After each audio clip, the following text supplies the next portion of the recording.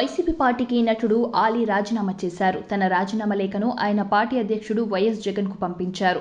2019 ఎన్నికలకు ముందు ఆలీ వైసీపీలో చేరారు. ఆ పార్టీ అభ్యర్థుల తరపున ఎన్నికల ప్రచారం నిర్వహించారు. వైసీపీ అధికారంలోకి రావడంతో ఆలీకి ఎమ్మెల్సీ లేదా రాజ్యసభ పదవులు ఇస్తారనే ప్రచారం జరిగింది. అయితే ఎలక్ట్రానిక్ మీడియా సలహాదారుడి పదవిని ఇచ్చారు. అది కూడా 4 ఏళ్ల తర్వాత ఎన్నికలకు ముందిచ్చారు.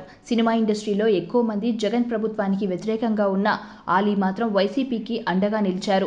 వైసీపీకి మద్దతు తెలిపిన కొద్ది మంది ఇండస్ట్రీ వాళ్లలో ఆలీ ముందు వరుసలో ఉన్నారు. పార్టీ కోసం చాలా కష్టపడ్డారు. దీంతో ఆలీకి మంచి పదవి దక్కుతుందని అంతా ఆశించారు. కానీ ఆలీకి వైసీపీలో ఎటువంటి పదవులు లభించలేదు. 2024 సార్వత్రిక ఎన్నికల్లో ఆయన వైసీపీ నుంచి ఎమ్మెల్సీ లేదా ఎంపీగా పోటీ చేయడం ఖాయమని భావించారు. అయితే ఆయనకు సీటు దక్కలేదు. ఇక తాజాగా జరిగిన ఎన్నికల్లో వైసీపీ ఓడిపోవడంతో ఆయన పార్టీకి రాజీనామా చేసినట్టు ప్రకటించారు. అయితే ఆలీ రాజీనామా వెనుక సినీ ఇండస్ట్రీకి చెందిన ఓ వ్యక్తి ఉన్నారనే రూమర్స్ తెరమీదికి వచ్చింది. ఆ వ్యక్తి ఇచ్చిన సలహాతోనే ఆలీ వైసీపీకి రాజీనామా చేసినట్టు తెలుస్తోంది.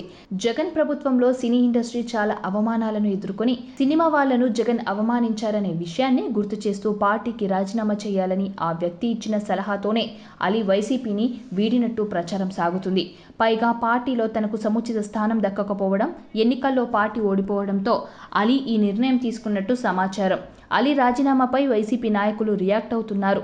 సినీ ఇండస్ట్రీలో మెగా ఫ్యామిలీని ఎదురిస్తే అవకాశాలు దక్కవని, ఆలీకి సినిమాలు తప్పితే మరే వ్యాపార కార్యకలాపాలు లేవని, అందుకే ఆయన వైసీపీకి రాజీనామా చేసి ఉండవచ్చనే అభిప్రాయం వైసీపీ నాయకులు వ్యక్తం చేస్తున్నారు. సబ్స్క్రైబ్ చేయండి. Please do subscribe to. Please like, share and subscribe to top Telugu TV. Top Telugu TV. Top Telugu TV.